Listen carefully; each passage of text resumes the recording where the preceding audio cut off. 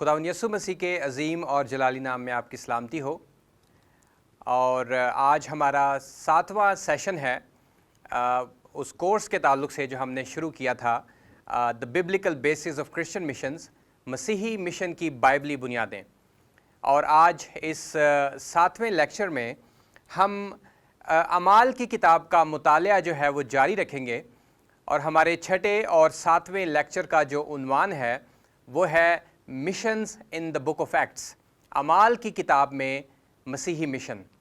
तो पिछले जितने सेशन अभी तक हुए हैं उनमें हमने ये देखने की कोशिश की और बाइबल मुक़द्दस की रोशनी में हमने देखा कि बाइबल का खुदा जो है वो मिशनरी खुदा है। और जब इंसान गुनाह में गिर जाता है तो खुदा ने उसकी निजात के लिए जो है वो अपने बेटे को तैयार किया। और बाक़ियदन में वो औरत की नस्ल का वादा करता है और उसके बाद उसने अब्राहम से वादे किए। और उन वादों में से एक वादा ये था और उस वादे की बरकत ये थी कि तेरी नस्ल के वसीला से दुनिया की सारी कौमें बरकत पाएंगी। और मज़ीद हम देखते रहे कि किस तरह से खुदा के लोगों की ये मिशनरी ज़िम्मेदारी है कि वो दुनिया की सारी अक़वाम में खुशखबरी का पैगाम जो है वो लेकर जाएं। और इसी मैसेज को लेते हुए जब हम नए अहदनामा में दाखिल होते हैं तो हमने अपने चौथे और 5वें सेशन में इरशाद आज़म पर बातचीत की और देखा कि यीशु मसीह के जी उठने के बाद जो यीशु मसीह की बातें हैं उनका फ़ोकस जो था वो इरशाद आज़म था। और ये यीशु मसीह की ख्वाहिश थी कि उनके आसमान पर चले जाने के बाद उनके लोग जो हैं निजात के काम में उनके मददगार हों। तो पिछले सेशन से हमने रसूलों के अमाल का मुतालिया शुरू किया और मैंने आपको ये भी बताया कि अमाल की किताब के ताल्लुक़ से ये ख़्याल किया जाता है कि अगर हम इसे रूहुल कुदस के अमाल कहें तो ये एक मौजू उन्वान हो सकता है, क्योंकि अमाल की किताब में हम रूहुल कुदस को इस मिशनरी काम में बहुत ज़्यादा डोमिनेंट नज़र आते हैं और खुदा का रूह जो है हमें मुकम्मल कंट्रोल में नज़र आता है। अपने पिछले 6ठे सेशन में हमने अमाल की किताब में से कुछ मिशनरी उसूलों को देखा था और उसमें हमने ये भी देखा कि पेंतिकोस्त के दिन जब गैर ज़ुबानें नाज़िल की गईं तो उसका एक मिशनरी मकसद और अहमियत ये थी कि जितने लोग वहाँ पर जमा हैं जो फ़र्क ज़ुबानें बोलते हैं वो अपनी अपनी ज़ुबान में गवाही को, खुशखबरी को सुन सकें। और उसका नतीजा ये हुआ कि पतरस के उस पहले सरमन के नतीजा में ही 3000 के करीब लोग जो हैं वो ईमान ले आते हैं। और फिर हमने ये भी देखा कि रूहुल कुदस जो है वो तोहफ़े के तौर पर भी दिया जाता है। और पतरस रसूल फरमाते हैं अपनी उस स्टेटमेंट में जब वो दूसरे ईमानदारों से बात करते हैं कि जब करनीलियस ने यीशु मसीह को कबूल किया तो उस पर भी रूहुल कुदस नाजिल हुआ। तो जो कोई भी यीशु मसीह को कबूल करता है, ये खुदा के कलाम में लिखा है, खुदा का वादा है कि उसका पाक रूह तोहफ़े के तौर पर इनाम में दिया जाता है। फिर हमने ये भी देखा कि खुदा का मिशन जो है वो रूहुल कुदस की रहनुमाई और रूहुल कुदस की गाइडेंस में किया जाता है। और अमाल की किताब में बार बार हमें ऐसे वाक़यात मिलते हैं, ऐसी स्टेटमेंट्स मिलती हैं जिनमें हम खुदा के रूह की रहनुमाई में निजात का काम होता हुआ देखते हैं।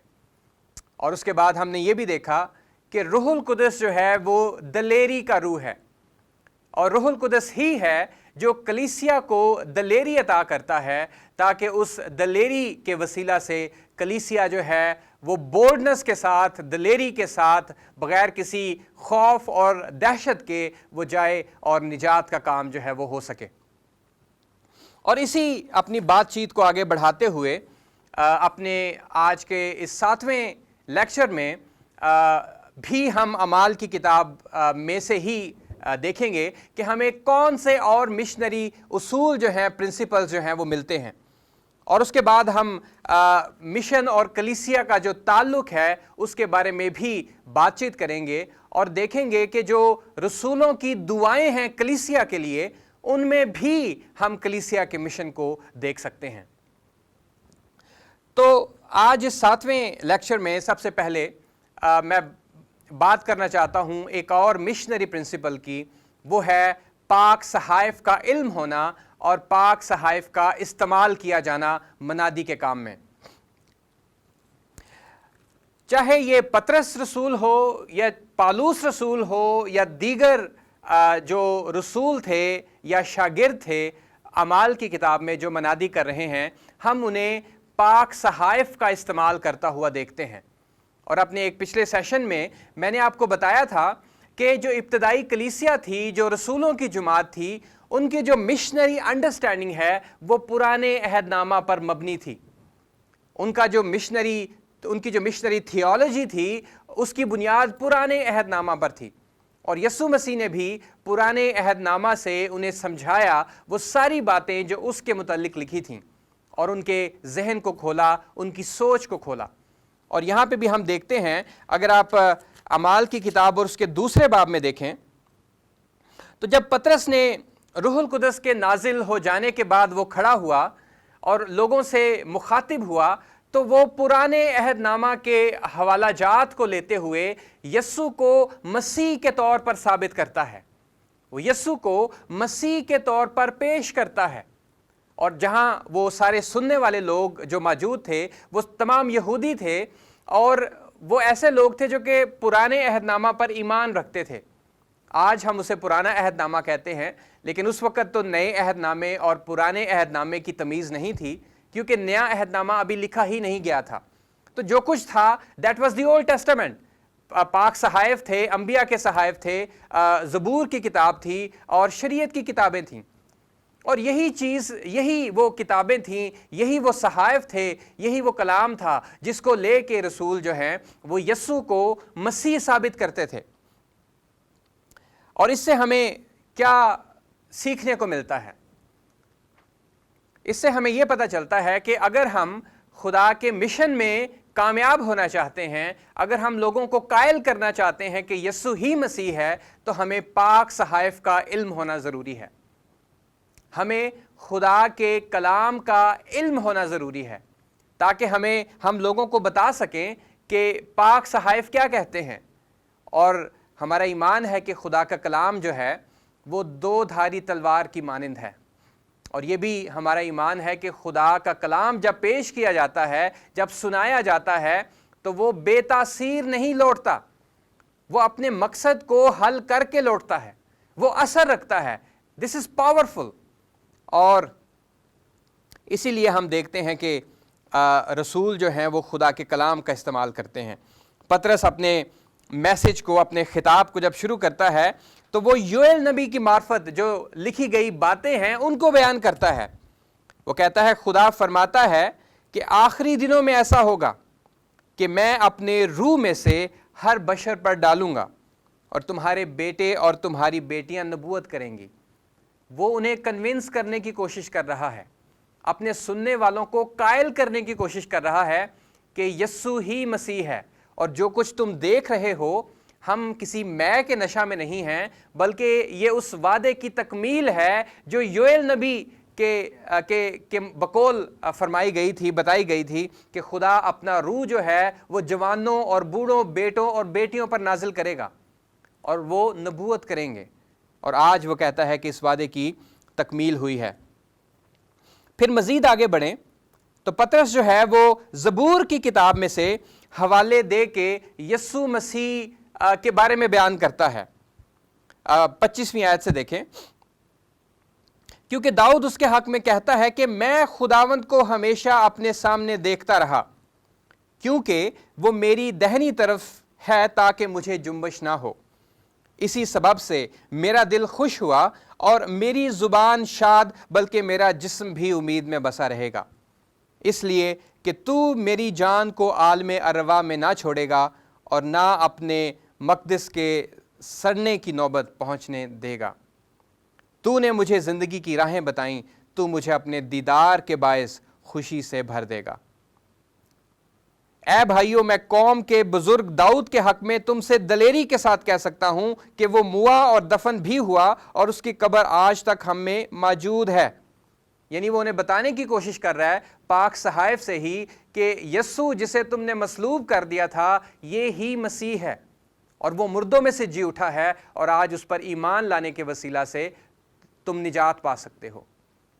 اور بڑی ایک عجیب بات ہوتی ہے، ایک بڑا عجیب کام ہوتا ہے۔ جب پطرس نے اپنی بات ختم کر لی تو 37ویں آیت میں دیکھیں، اعمال دوسرا باب اس کی 37ویں آیت، کیا ہوا؟ جب انہوں نے یہ سنا تو ان کے دلوں پر چوٹ لگی، اور پطرس اور باقی رسولوں سے کہا کہ اے بھائیو ہم کیا کریں؟ پطرس نے ان سے کہا کہ توبہ کرو اور تم میں سے ہر ایک اپنے گناہوں کی معافی کے لیے یسوع مسیح کے نام پر بپتسمہ لے تو تم روح القدس انعام میں پاؤ گے۔ ان کے دلوں پر چوٹ لگی، اس کی کیا وجہ تھی؟ کیا پطرس ایک بہت جوشیلا پریچر تھا اس لیے؟ یہ بھی ایک بات ہو سکتی ہے ڈیفینیٹلی، لیکن اس سے ایک بڑی بات یہ ہے کہ خدا کا روح اس کلام کے وسیلہ سے جو پطرس کے لبوں سے نکل رہا تھا لوگوں کے دلوں میں کام کر رہا تھا۔ خدا کا کلام روح کی تلوار ہے، ٹھیک ہے؟ تو روح کے ہاتھوں میں جو تلوار ہے وہ خدا کا کلام ہے، اور جب یہ دونوں چیزیں مل کے کام کرتی ہیں تو زندگیاں تبدیل ہو جاتی ہیں، تب دلوں پہ چوٹ لگتی ہے۔ اور یہاں جو ایک مشنری پرنسپل ہمارے سامنے ہے وہ یہ ہے کہ منادی میں، مشن میں خدا کے کلام کا استعمال کرنا لازمی ہے کہ ہم بائبل مقدس کو پڑھا کریں، اس کا علم حاصل کریں، اور ایسی آیات کو زبانی یاد کریں، سیکھیں ایسے صحائف کو پرانے عہد نامہ میں خاص طور پر جو یسوع مسیح کی طرف اشارہ کرتی ہیں، تاکہ جب ہم کسی سے بات کرتے ہیں تو ہم اسے بتا سکیں کہ یسوع مسیح کے آنے سے پہلے ہی کون کون سی باتیں، کون کون سے وعدے، کون کون سی نبوتیں جو ہیں وہ یسوع مسیح کے بارے میں بتاتی ہیں، کون کون سی پیشن گوئیاں ہیں جو یسوع مسیح کی طرف اشارہ کرتی ہیں۔ اور جب ایسا ہوتا ہے، جب کلام کا استعمال کرتے ہیں تو دلوں پر چوٹ لگتی ہے، کیونکہ کلام جو ہے وہ روح القدس کی، روح کی تلوار ہے۔ اور ایک مشنری پرنسپل ہمارے پاس یہاں پہ یہ موجود ہے کہ ہم پاک صحائف کا استعمال کریں۔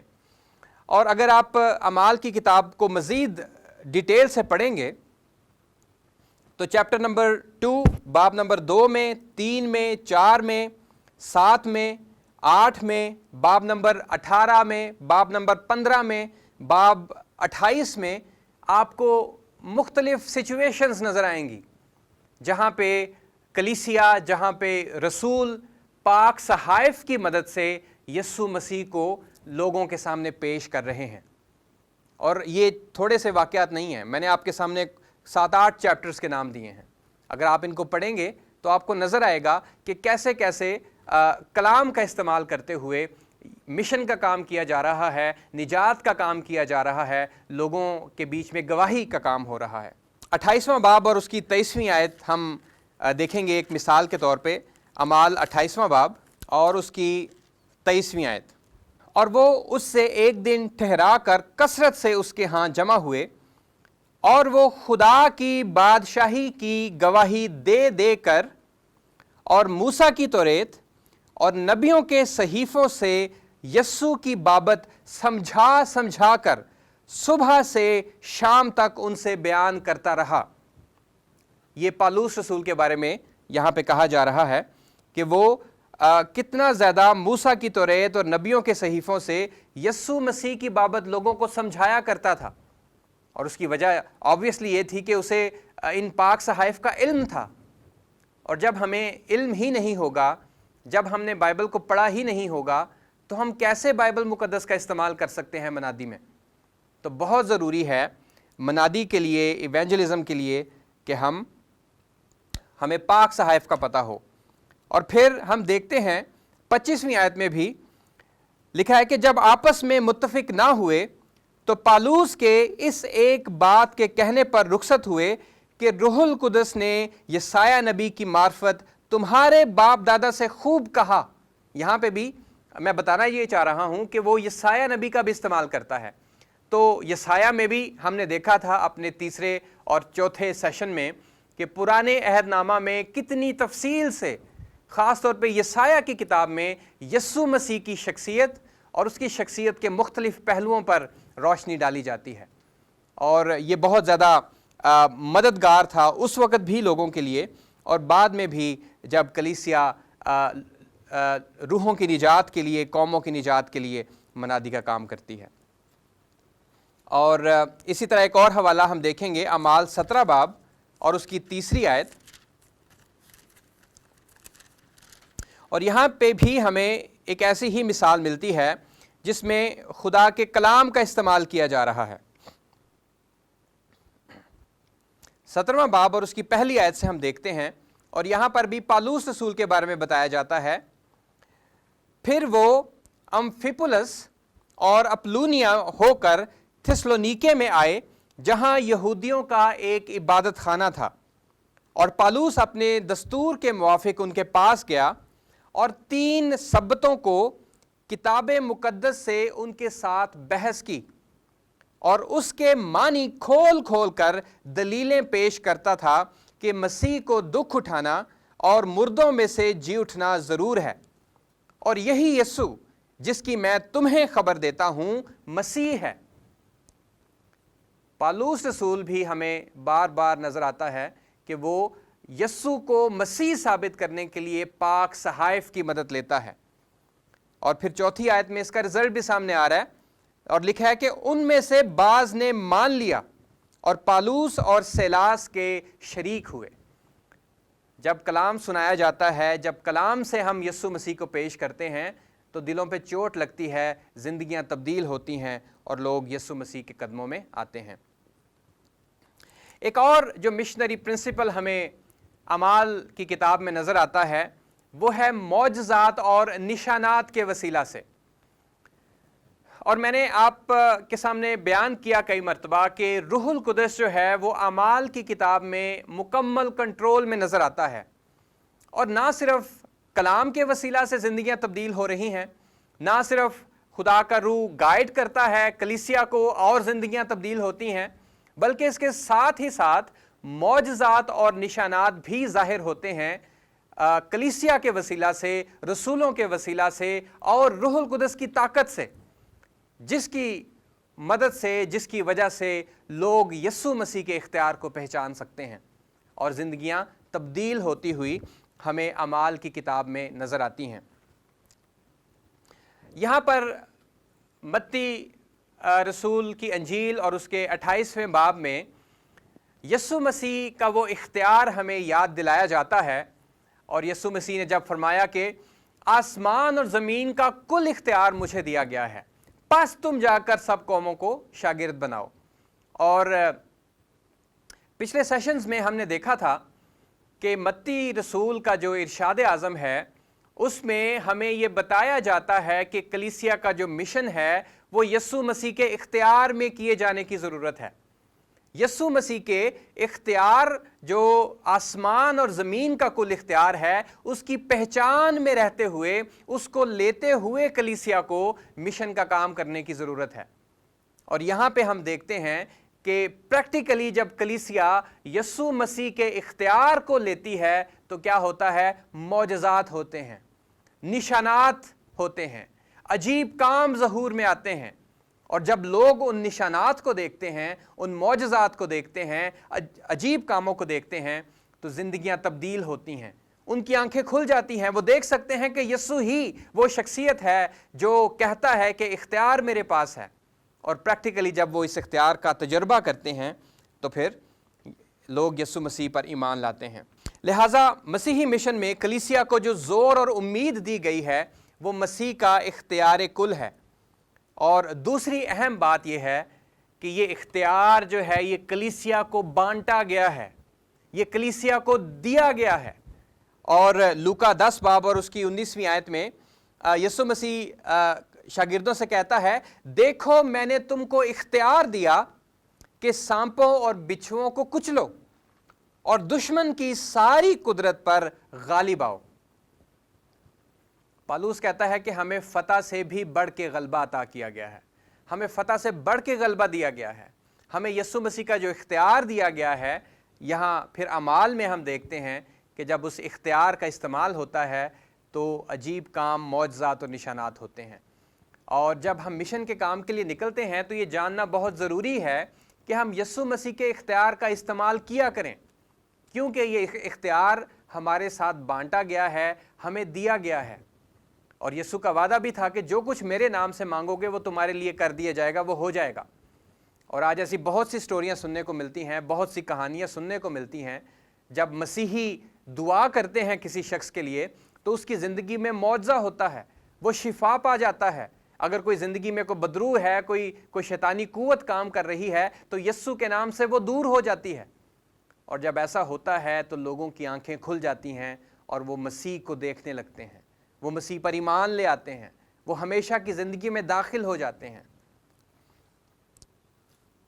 تو عزیزو، آج ہمیں ایک اور جو پرنسپل اعمال کی کتاب میں جو مشنری پرنسپل نظر آتا ہے وہ ہے یسوع مسیح کے اختیار کو استعمال کرنا۔ اور مرکز 16 باب اور اس کی 20ویں آیت میں لکھا ہے، اگر میں اس کو آپ کے سامنے پڑھوں، 19ویں اور 20ویں آیت میں پڑھتا ہوں 16ویں باب کی مرکز کی انجیل۔ غرض خداوند یسوع ان سے کلام کرنے کے بعد آسمان پر اٹھایا گیا اور خدا کی دہنی طرف بیٹھ گیا۔ پھر انہوں نے نکل کر ہر جگہ منادی کی اور خداوند ان کے ساتھ کام کرتا رہا اور کلام کو ان معجزوں کے وسیلہ سے جو ساتھ ساتھ ہوتے تھے ثابت کرتا رہا۔ یسوع مسیح آسمان پر چلا جاتا ہے اور لکھا ہے کہ پھر وہ اپنی کلیسیا کے ساتھ ہر روز کام کرتا ہے، اور اس کلام کو جو کلیسیا، جو شاگرد اور جو رسول سنا رہے ہیں، اس کلام کو معجزات، عجیب کاموں اور نشانات کے وسیلہ سے ثابت کرتا ہے۔ اور آج بھی ایسا ہی ہے۔ یہ صرف پہلی صدی کے ایمانداروں کے لیے نہیں تھا۔ یہ وعدہ کہ میں اپنا اختیار تمہیں دیتا ہوں، سانپوں کو کچلو، بچھوؤں کو کچلو، دشمن کی ساری فوج پر غالب آ جاؤ، یہ صرف پہلی صدی کی کلیسیا کے لیے نہیں تھا، یہ ہمیشہ تک کی کلیسیا کے لیے تھا، اس وقت تک جب تک خداوند یسوع مسیح واپس نہیں آ جاتا۔ خداوند یسوع مسیح نے کلیسیا کو اپنا اختیار دیا ہے، مجھے اور آپ کو اپنا اختیار دیا ہے، اور جب ہم اس اتھارٹی کا استعمال کرتے ہیں، اس اختیار کا استعمال کرتے ہیں زندگیوں میں، قوموں میں، امتوں میں، قبیلوں میں، تو کیا ہوتا ہے؟ تو زندگیاں نجات پاتی ہیں، خدا کی بادشاہت بڑھتی جاتی ہے، اور خدا کا مشن جو انسان کی نجات کا مشن ہے وہ پورا ہوتا چلا جاتا ہے۔ اور ہم جو خدا کے مددگار ہیں، ضروری ہے کہ ہم مسیح کے اختیار کو استعمال کرتے رہیں۔ اعمال کی کتاب میں ہمیں بہت سے ایسے واقعات ملتے ہیں جہاں پہ یسوع مسیح کے نام میں جو اختیار ہے اس کا استعمال ہم دیکھ سکتے ہیں۔ سب سے پہلا جو واقعہ ہمارے پاس ہے، آپ نکالیں اعمال اس کا 3 باب،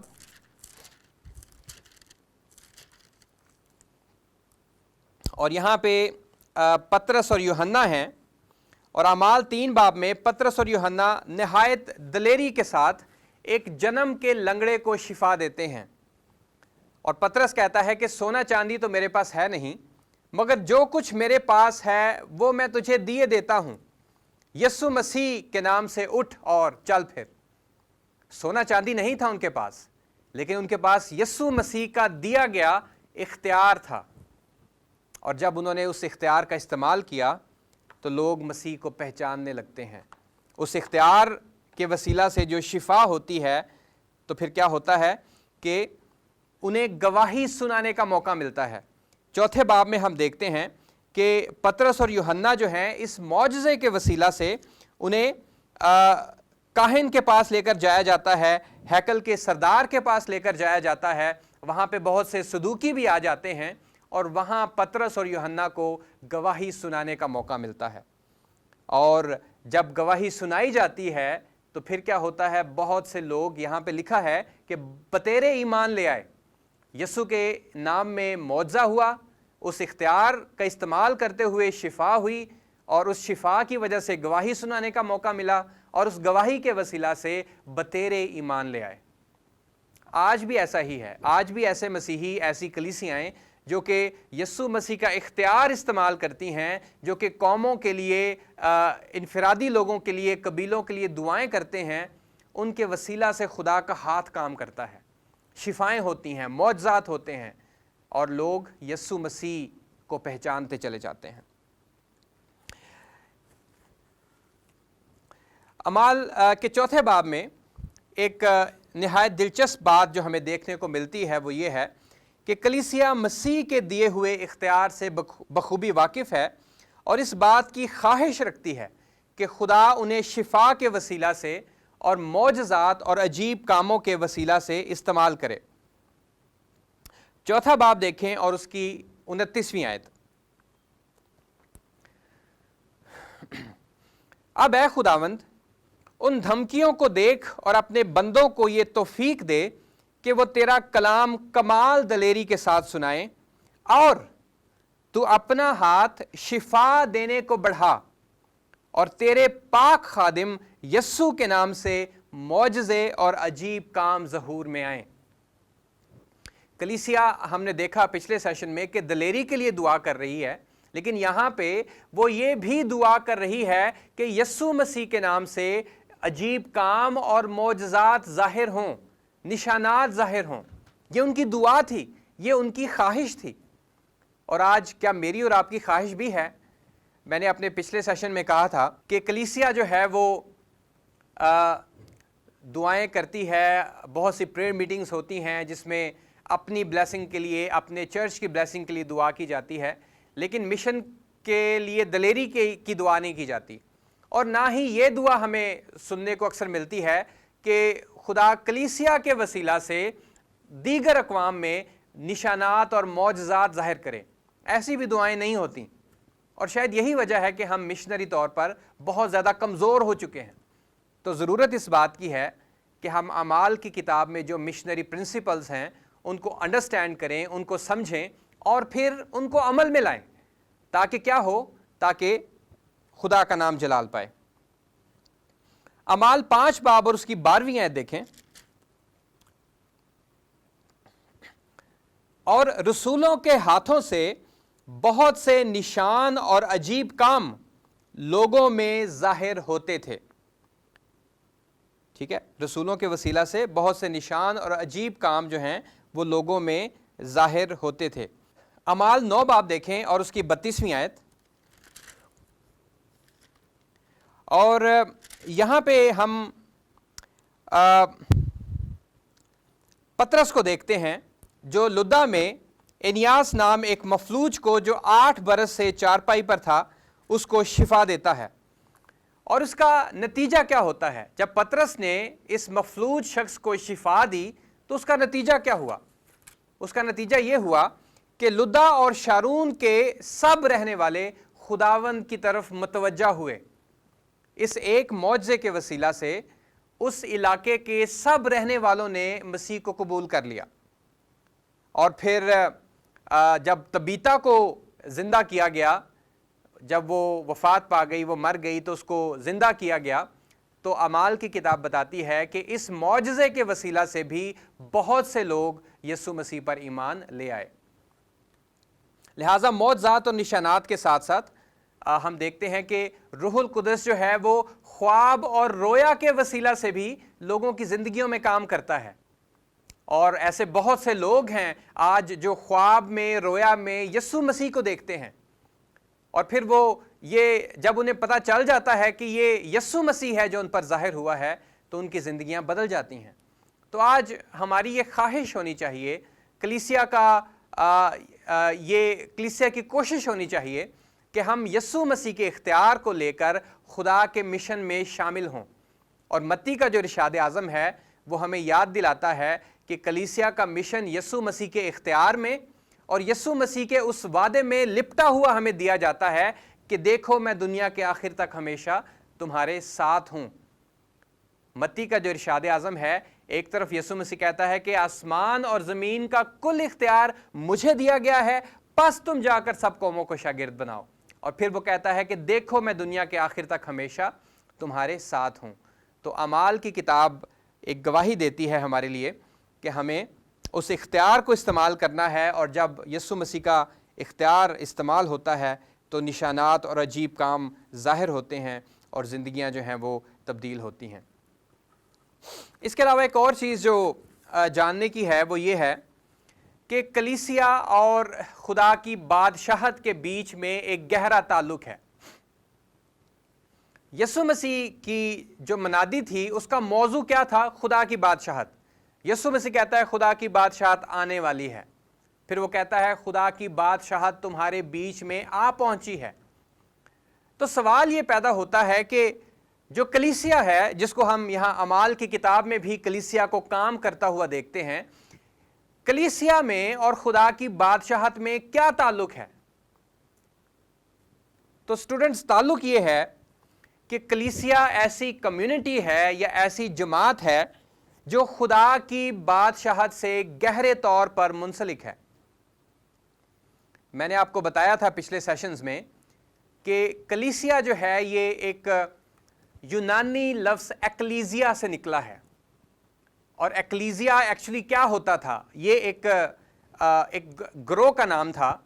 یہ مخصوص ایسے شرفا ہوا کرتے تھے جو رومی حکومت کا حصہ ہوتے تھے، اور انہیں حکومتی جو باتیں ہیں انہیں ڈسکس کرنے کے لیے اکٹھا کیا جاتا تھا۔ ایکلیزیا رومیوں کا ایک ایسا گروپ تھا، شرفا کا ایک ایسا گروپ تھا، پولیٹیشنز کا ایک ایسا گروپ تھا، مخصوص لوگوں کا جنہیں اکٹھا کرتے تھے، جس طرح آج مختلف ملکوں میں پارلیمنٹس ہوتی ہیں، اور ان پارلیمنٹس میں مخصوص لوگ ہوتے ہیں جو آ کے پالیسی میکنگ کا کام کرتے ہیں، قوانین بناتے ہیں، ملک کی ترقی کے لیے بات چیت کرتے ہیں۔ تو ایکلیزیا بھی ایک ایسا ہی گروپ ہوا کرتا تھا، اور یہی ورڈ جو ہے ایکلیزیا، پھر اسے ایمانداروں کی جماعت کے لیے استعمال کیا جانے لگا کہ ایکلیزیا جو ہے یہ ایسے لوگوں کی جماعت ہے جو خدا کی طرف سے اکٹھے کیے گئے ہیں، جنہیں خدا نے بلایا ہے، اور نہ صرف بلایا ہے، خدا نے انہیں ایک مشن دیا ہے، اس دنیا میں رکھا ہے، انہیں بھیجا ہے کہ اس دنیا میں خدا کی بادشاہی کا کام کر سکیں، خدا کے مشن کا کام کر سکیں۔ لہٰذا کلیسیا میں اور خدا کی بادشاہت میں گہرا تعلق ہے، اور وہ تعلق یہ ہے کہ کلیسیا کے وسیلہ سے خدا چاہتا ہے کہ اس زمین پہ، اس دنیا میں خدا کی بادشاہت جو ہے وہ وسعت پاتی رہے۔ دعائے ربانی میں یسوع مسیح نے ہمیں کیا سکھایا تھا؟ اے ہمارے باپ، تو جو آسمان پر ہے، تیرا نام پاک مانا جائے، تیری بادشاہی آئے۔ یہ ہماری خواہش ہر روز ہونی چاہیے کہ ہمارے وسیلہ سے، کلیسیا کے وسیلہ سے اس دنیا میں خدا کی بادشاہت لگتی رہے۔ اور جب ہم منادی کرتے ہیں، جب ہم یسوع مسیح کے گواہ بن جاتے ہیں، یسوع مسیح کے امبیسڈر بن جاتے ہیں، جیسا کہ پالوس رسول کہتا ہے، تو پھر کیا ہوتا ہے؟ بادشاہت قائم ہوتی چلی جاتی ہے، لوگ مسیح کو قبول کرتے چلے جاتے ہیں، خدا کی بادشاہت جو ہے وہ لگتی چلی جاتی ہے، ڈیولپ ہوتی جاتی ہے، وسعت پاتی ہے۔ ایک حوالہ میں پڑھوں گا، متی 5 باب اور 13 سے 16 آیت، اور اس میں ہمیں کلیسیا کی جو ذمہ داری ہے اس کو جاننے میں مدد ملے گی۔ متی 5 باب 13 سے 16، تم زمین کے نمک ہو، لیکن اگر نمک کا مزہ جاتا رہے تو وہ کس چیز سے نمکین کیا جائے گا؟ پھر وہ کسی کام کا نہیں سوا اس کے کہ باہر پھینکا جائے اور آدمیوں کے پاؤں کے نیچے روندا جائے۔ تم دنیا کے نور ہو۔ جو شہر پہاڑ پر بسا ہے وہ چھپ نہیں سکتا، اور چراغ جلا کر پیمانہ کے نیچے نہیں بلکہ چراغ دان پر رکھتے ہیں، تو اس سے گھر کے سب لوگوں کو روشنی پہنچتی ہے۔ اسی طرح تمہاری روشنی آدمیوں کے سامنے چمکے، تاکہ وہ تمہارے نیک کاموں کو دیکھ کر تمہارے باپ کی جو آسمان پر ہے تمجید کریں۔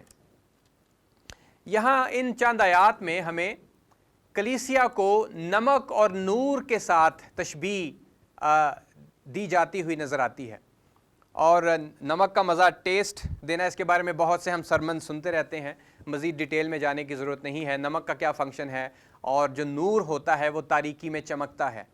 تو اگر کلیسیا نور ہے اس دنیا میں، اگر کلیسیا اس دنیا میں نمک کی مانند ہے، تو ان دو الفاظ میں بھی ہم کلیسیا کی مشنری ذمہ داری کو دیکھتے ہیں کہ کلیسیا نے یسوع مسیح کے ٹیسٹ کو، یسوع مسیح کے نور کو اس دنیا میں چمکانا ہے۔ اور اس سے کیا ہوتا ہے؟ جب نور چمکایا جاتا ہے تو پھر کیا ہوتا ہے؟ لوگ متوجہ ہوتے ہیں. ہم جو لوگ تاریکی میں ہوتے ہیں وہ نور کو دیکھتے ہیں تو نور کی طرف متوجہ ہوتے ہیں. نور تاریکی میں چمکتا ہے. اور پھر جب کلیسیا نور کی مانند اور نمک کی مانند اپنے کردار کو ادا کرتی ہے تو پھر خدا کی بادشاہت جو ہے وہ وسیع ہوتی ہے، خدا کی بادشاہت ڈیولپ ہوتی ہے. تو کلیسیا اور بادشاہت میں ایک گہرا تعلق ہے. متی 24 باب دیکھیں، اس کی 14ویں آیت. اور بادشاہی کی اس خوشخبری کی منادی تمام دنیا میں ہوگی تاکہ سب قوموں کے لیے گواہی ہو، تب خاتمہ ہوگا. دوبارہ پڑھوں گا. اور بادشاہی کی اس خوشخبری کی منادی تمام دنیا میں ہوگی تاکہ سب قوموں کے لیے گواہی ہو، تب خاتمہ ہوگا. اس آیت میں بھی ہم کلیسیا اور خدا کی بادشاہت کے بیچ میں ایک گہرے تعلق کو دیکھ سکتے ہیں. بادشاہی کی خوشخبری کی منادی تمام دنیا میں ہوگی. کون کرے گا؟ کلیسیا کرے گی، تاکہ سب قوموں کے لیے گواہی ہو. اور یہ وہی باتیں ہیں جو یسوع مسیح نے آسمان پر جانے سے پہلے اپنے شاگردوں سے کیں. ایک اور حوالہ دیکھیں، پہلا کرنتھیوں 11 باب، پہلا کرنتھیوں 11 باب اور اس کی 26ویں آیت. کیونکہ جب کبھی تم یہ روٹی کھاتے اور اس پیالے میں سے پیتے ہو تو خداوند کی موت کا اظہار کرتے ہو جب تک وہ نہ آئے. یسوع مسیح کا یہ حکم تھا کہ جب تک خداوند یسوع مسیح کی دوسری آمد نہیں ہوتی، اس دنیا میں رہتے ہوئے جو روٹی توڑنے کا عمل ہم نے کرنا ہے، جو روٹی اور شیرے میں شامل ہونا ہے، یسوع مسیح کی موت کا اقرار اور اظہار کرنا ہے. اپنی اس عبادت میں بھی کلیسیا جو ہے وہ بادشاہ کے انتظار میں ہے. اور جب کلیسیا بادشاہ کے انتظار میں ہے، اپنے اس عبادت کے وسیلہ سے، اس فعل کے وسیلہ سے، اس ساکرامنٹ کے وسیلہ سے، تو ہم دیکھ سکتے ہیں کہ کلیسیا اور بادشاہت میں ایک گہرا تعلق ہے. اور خدا کی بادشاہت لگتے رہنے کا کیا مطلب ہے؟ روحوں کی نجات، لوگوں کا مسیح سے واقف ہونا، خدا کو قبول کرنا. اور پھر وہی رویا جو حبقوق نبی کی رویا، جس کے بارے میں نے آپ کو بتایا پہلے لیکچر میں، کہ جس طرح سمندر پانی سے بھرا ہے، زمین خدا کے جلال سے معمور ہوگی. تو بادشاہت میں اور کلیسیا میں گہرا تعلق ہے. اور اس دنیا میں ایگزسٹ کرنے سے بھی کلیسیا جو ہے وہ گویا گواہی کا کام کرتی ہے، اور کلیسیا بادشاہ کے انتظار میں ہے. اور یہ ایک گہرا تعلق جو ہے ہمیں بادشاہت اور کلیسیا میں نظر آتا ہے. لہٰذا یہ ساری بات چیت کرنے کا مقصد کیا ہے؟ اس کا مقصد یہی ہے کہ ہم جان سکیں کہ کلیسیا کو، ایکلیزیا کو خدا نے چنا ہے، اس دنیا میں قائم کیا ہے، رکھا ہے، تاکہ خدا کے منصوبہ نجات کو جو ساری قوموں اور قبیلوں کے لیے ہے اس کو پایہ تکمیل تک پہنچائے. اور پھر ہم دیکھتے ہیں اعمال کے دوسرے باب میں کہ کلیسیا ایسا ہی کرتی ہے. ایک اور چیز جو اس سیشن میں جس پر روشنی ڈالنا چاہتا ہوں وہ یہ ہے کہ جب ہم رسولوں کی دعاؤں کو دیکھتے ہیں جو کلیسیا کے لیے ہے، تو اس میں بھی ہمیں کلیسیا کے مشن کو دیکھنے کا موقع ملتا ہے. تو مثال کے طور پہ اگر ہم افسیوں کا خط دیکھیں، اس کا 3 باب، سب سے پہلے ہم افسیوں کے خط کو دیکھتے ہیں. افسیوں 3 باب 14 سے 19. اور یہاں پہ پالوس رسول جو ہے وہ افسیوں کے ایمانداروں کے لیے، کلیسیا کے لیے دعا گو ہے. اور اس کی دعا اور اس کی خواہش افسیوں کے لیے کیا ہے، یہ ہم ان آیات میں دیکھتے ہیں. اس سبب سے میں اس باپ کے آگے گھٹنے ٹیکتا ہوں جس سے آسمان اور زمین کا ہر ایک خاندان نامزد ہے، کہ وہ اپنے جلال کی دولت کے موافق تمہیں یہ عنایت کرے کہ تم اس کے روح سے اپنی باطنی انسانیت میں بہت ہی زور آور ہو جاؤ، اور ایمان کے وسیلہ سے مسیح تمہارے دلوں میں سکونت کرے، تاکہ تم محبت میں جڑ پکڑ کے اور بنیاد قائم کر کے سب مقدسوں سمیت بخوبی معلوم کر سکو کہ اس کی چوڑائی اور لمبائی اور اونچائی اور گہرائی کتنی ہے، اور مسیح کی اس محبت کو جان سکو جو جاننے سے باہر ہے تاکہ تم خدا کی ساری معموری تک معمور ہو جاؤ۔ پالوس رسول کی اس دعا میں بھی ہم کلیسیا کے رول کو دیکھتے ہیں۔ کلیسیا اس دنیا میں ہوتے ہوئے خدا کو جاننے کا کام کرتی ہے اور دوسروں کے سامنے بھی پیش کرنے کا کام کرتی ہے، اور پالوس یہ چاہتا ہے کہ وہ خدا کی ساری معموری تک معمور ہو جائیں۔ ایک اور حوالہ ہم دیکھتے ہیں کلسیوں کا خط، اس کا پہلا باب اور 9ویں آیت سے 14ویں آیت تک۔ کلسیوں پہلا باب 9 سے 14۔ اسی لیے جس دن سے یہ سنا ہے ہم بھی تمہارے واسطے یہ دعا کرنے اور درخواست کرنے سے باز نہیں آتے کہ تم کمال روحانی حکمت اور سمجھ کے ساتھ اس کی مرضی کے علم سے معمور ہو جاؤ، تاکہ تمہارا چال چلن خداوند کے لائق ہو اور اس کو ہر طرح سے پسند آئے، اور تم میں ہر طرح کے نیک کام کا پھل لگے اور خدا کی پہچان میں بڑھتے جاؤ، اور اس کے جلال کی قدرت کے موافق ہر طرح کی قوت سے قوی ہوتے جاؤ، تاکہ خوشی کے ساتھ ہر صورت سے صبر اور تحمل کر سکو، اور باپ کا شکر کرتے رہو جس نے ہم کو اس لائق کیا کہ نور میں مقدسوں کے ساتھ میراث کا حصہ پائیں۔ کلسیوں کی کلیسیا جو کہ یہودی کلیسیا نہیں تھی، ان کے بارے میں پالوس کہتا ہے کہ شکر کرتے رہو، باپ کا شکر کرتے رہو جس نے ہم کو اس لائق کیا کہ نور میں مقدسوں کے ساتھ، مقدس کون تھے؟ بنی اسرائیل کے لوگ، اور ان کے ساتھ خدا نے میراث کا حصہ بنایا ہے۔ اور اب وہ میراث جو ہے صرف چنے ہوئے لوگوں کی نہیں، اس خاص قوم کی نہیں جسے چنا گیا، بلکہ وہ میراث جو ہے ہر ایک قوم، ہر ایک قبیلے کو دی جاتی ہے اس ایمان کے وسیلہ سے جو کہ یسوع مسیح میں ہے۔ اور اسی طرح ایک اور حوالہ جو ہم دیکھ سکتے ہیں فلیمون کے خط سے،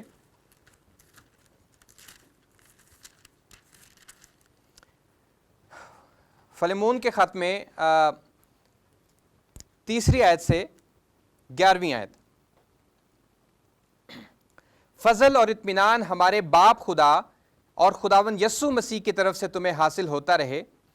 میں تیری اس محبت کا اور ایمان کا حال سن کر جو سب مقدسوں کے ساتھ اور خداوند یسوع پر ہے، ہمیشہ اپنے خدا کا شکر کرتا ہوں اور اپنی دعاؤں میں تجھے یاد کرتا ہوں، تاکہ تیرے ایمان کی شراکت تمہاری ہر خوبی کی پہچان میں مسیح کے واسطے مؤثر ہو، کیونکہ اے بھائی مجھے تیری محبت سے بہت خوشی اور تسلی ہوئی، اس لیے کہ تیرے سبب سے مقدسوں کے دل تازہ ہوئے ہیں۔